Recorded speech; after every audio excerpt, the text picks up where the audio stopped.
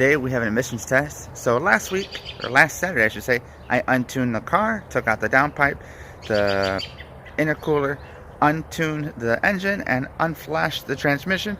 It's all stock right now, so we're gonna go get the emissions done, some donuts, and then come back and start retuning the car. So let's go. Let's go. Alright, first let's rewind the clock, and a week before I actually took it to emissions. Here we have it on jack stands and getting ready to untune the car. All you're going to need is your stock intercooler and stock downpipe. Also a few pieces from your local dealership, which is the top clamp, bottom clamp, and the new fiberglass gasket that you put between the downpipe and the turbo. And here are all the sockets you're going to need and sizes for the different things you need to unscrew / unbolt. Pretty simple and straightforward. Next up, we got to remove the engine cover, which is located here.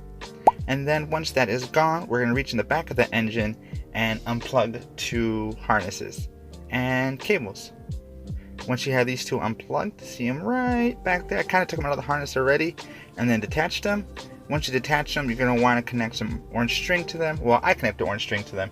You connect whatever color string you want. But that helps once you pull out the catless downpipe and you put it back in, you can pull it up easier.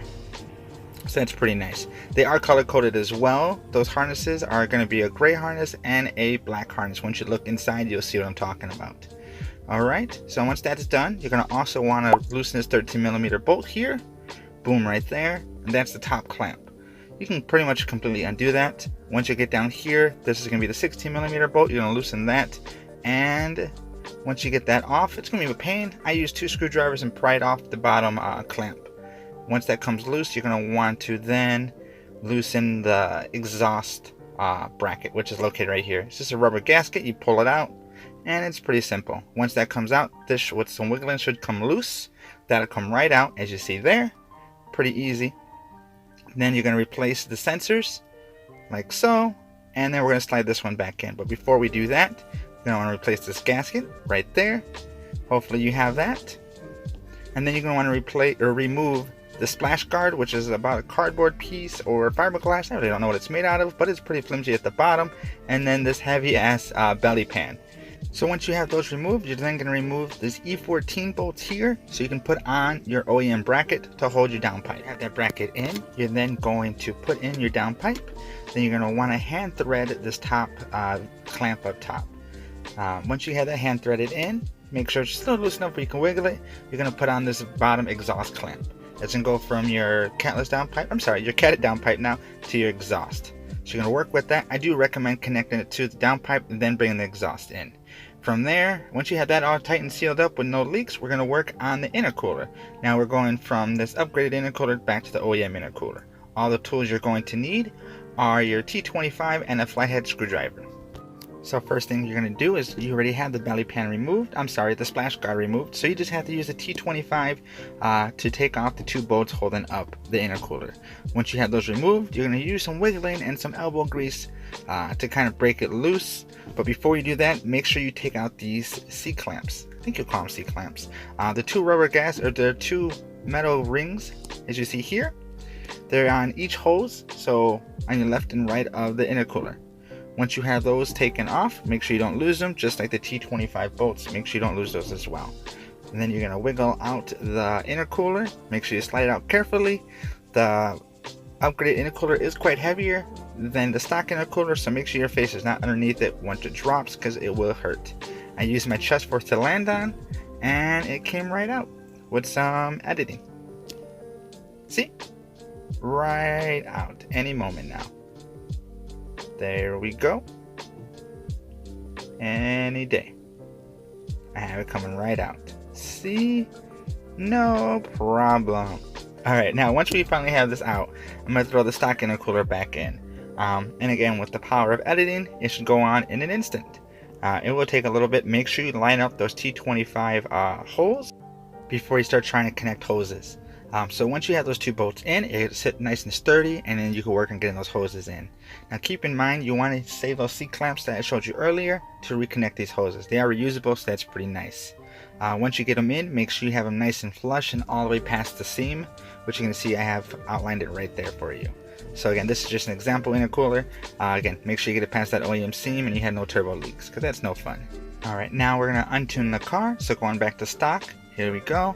I also turned the transmission back to stock as well, or flashed it back to stock I should say. I don't think I had to, but I'd better be safe than sorry. So there we go, everything's back to stock, and my upgraded parts are now out of the car. So let's go to the emissions and let's hope I pass. Wish me luck, guys.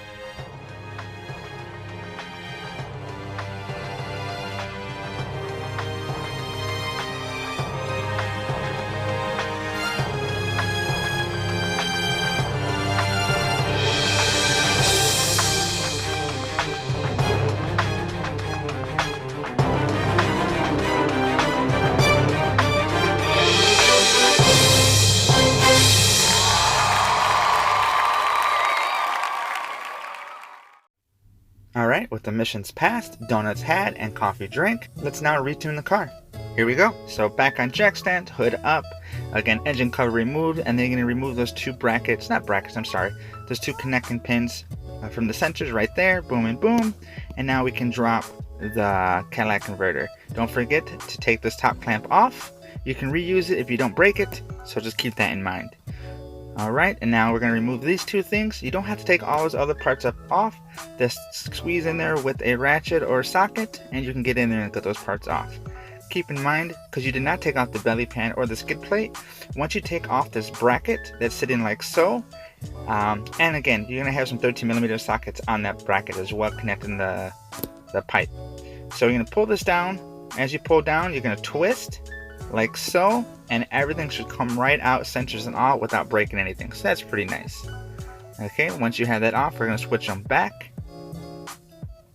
Alright, where's my stock non-stock parts? Here we go. So match up the bong pieces and swap them over. Pretty easy. Once you have everything over in the correct place, you just slide back under the car and you just line up the pieces again. Keep in mind, if you did not buy a secondary fiberglass gasket, you don't have to. You can reuse that as well if you do it in a timely manner like I did. Again, I only had it on the car for a week with the stock part, so I feel pretty confident that I can get away with swapping it back over. So here we go, back under, and it should slide right up and in. Don't forget to remove this exhaust bracket here so you can wiggle everything into place. Just like before. Alright, and we're going to aim right up there. Again, I kept that original piece or the secondary piece. Once you have it up there, you can use the bracket again, hand tighten this bolt. Once you have that secured, again with some wiggle room, you're going to put the new exhaust to downpipe clamp on. You don't have to take that off, so just keep that in mind, but you will bust your knuckles against it like I did. So you're going to tighten this bad boy up, make sure you feel for any leaks, and you should be good. It's pretty easy. Again, if you have a second set of hands, I do recommend it. It does help. Now for the intercooler. It's going to sit in the car again just like this, and I do have an upgraded charge pipe that I had in the car from the beginning. So now that I'm underneath it, you see right here, where's my finger? Right there, that is our charge pipe that we're removing. I'm just going to use a flathead screwdriver, pop this off, and the rest should slide out. I'll let you know if that works or not. If you're going from OEM to upgraded parts, you're going to have these clamps on your hoses. First time taking them off. They are kind of a pain, but just keep in mind you don't need to keep them.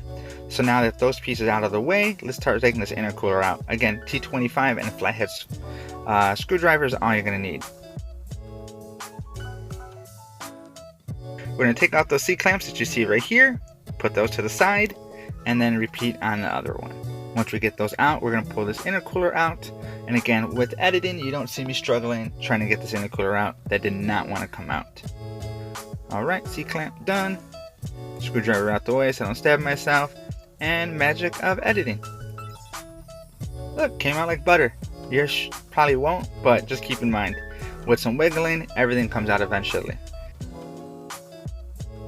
Alright, so once you get this in, just make sure you line up those T25 screws. I can't stress that enough. You don't want this thing falling out on you on the road. So once that's in, we're going to go back and do the transmission flash now. Boom, and now the stage 2 tune, so the car's running back the way I like it. Boom. And that's pretty much it. If you guys have any comments or questions, leave a like or a comment below. Don't forget to subscribe and see what's next. Again, my name is Rick from All Star Motors. See you next time. Peace.